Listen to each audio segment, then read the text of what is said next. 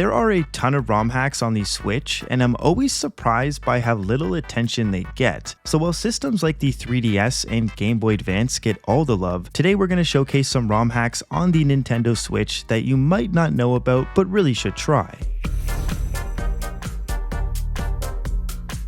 Custom Track Grand Prix Deluxe is a mod for Mario Kart 8 Deluxe, and it's by far the best one available on the Switch. If you played any of the other CTGPs on past Mario Kart games, then you probably know what to expect here. CTGP Deluxe features 16 brand new cups, which in total adds 64 new maps to the game. On top of that, there is now also a new custom soundtrack for all the maps added, and also menus have been slightly changed, so you might notice that there are now additional settings to pick and choose from. Another thing worth mentioning with this mod is the online play, which sadly is still a bit of a work in progress. Currently, you can only do LAN or local wireless when playing with friends, and for the time being, online multiplayer is just completely off the table. This is probably the biggest downside at the moment for this mod because, well, online multiplayer is a pretty big deal. Although the developers on their website have made it clear that it's a feature that will come down the road, we just kind of have to be patient. Otherwise though, this mod is really fun, and I think it's very close to becoming the all-in-one way to play Mario Kart, as it does have most of the older retro tracks, and I'm sure more are on the way. Also, quick little side note, it is important to mention that the creators of this hack recommend that you run it in an MU-MMC environment to avoid potential problems, so that's just something to keep in mind. If you don't know what an MU-MMC is, then I recommend checking out my video from about a year ago now,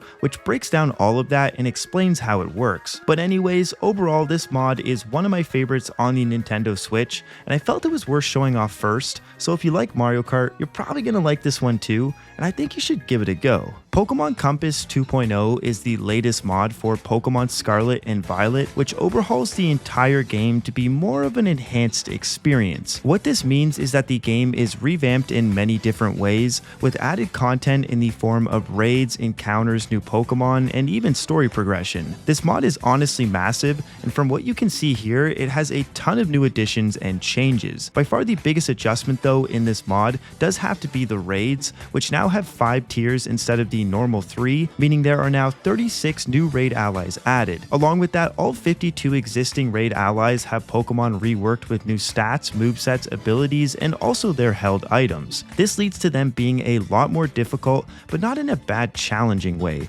which actually leads into my biggest positive with this game, which is that it's not a difficulty ROM hack. While many Pokemon hacks serve to make the game more challenging and harder to beat for avid Pokemon players, this hack makes opponents smarter, and it just simply tweaks level progression to be a lot smoother, which does end up making the game a little more difficult, but not in a bad way, as the game now feels a lot more rewarding, and you don't feel like you're mindlessly choosing these same attacks over and over just to kind of progress things along. For me personally, I played a few hours of Scarlet and eventually got bored with the game as I felt it wasn't polished at all, and the battles felt really easy and boring to me. But with Compass 2.0, I can easily see myself now completing this game nowadays, as it really makes the game feel a lot more complete and whole. So while some people might argue that the Switch 2 upgraded version of Scarlet and Violet is the superior way to play, Compass 2.0 to me is actually the best way to play these two games, because at the end of the day, improved graphics aren't everything, and that's why I will still recommend Compass 2.0 to anyone who wants a true Pokemon experience at its core. Super Mario Odyssey Online is a ROM hack for Super Mario Odyssey that introduces online multiplayer. It lets you and up to 9 other people explore all the kingdoms in the Mario Odyssey storyline. Everything from the 2D gameplay sections to the capture scenes are now synchronized between all players, and even things like the moons collected are now shared between everyone. In addition to these things, there is also a nice little configuration menu,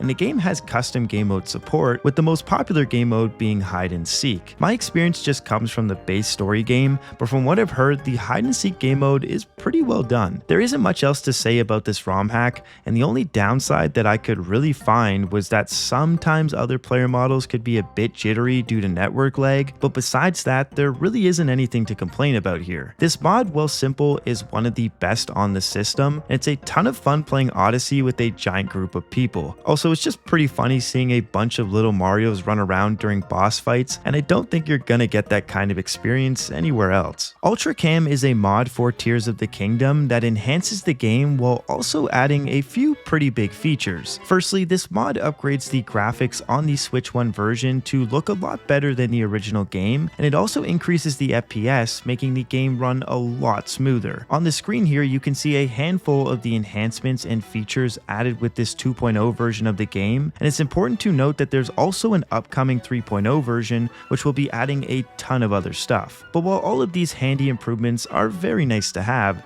there is one thing that stuck out to me with Ultracam, and it's the ability to go first person. By far the coolest aspect of Ultracam is that it lets you play in first person while nicely transitioning into a third person view during certain activities like riding horses or climbing walls. It all feels really polished, and playing through the game in first person makes Tears of the Kingdom feel like an entirely new experience. It's easily one of my favorite mods to mess around with on the original Switch, and while I do also enjoy using Ultracam's other features, I really felt the first person mode was worth giving a big shout out, especially in this video. Last up is Skyward Sword HD Randomizer, which is a mod that randomizes items in the base Skyward Sword game. Now, if you're anything like me, you probably thought that would be a pretty bad experience because, well, how would you beat the game if all items are just completely random? But there's actually more to this mod than you'd think. Items are randomly shuffled following a set of logic, ensuring that every run is actually beatable in the game's intended way.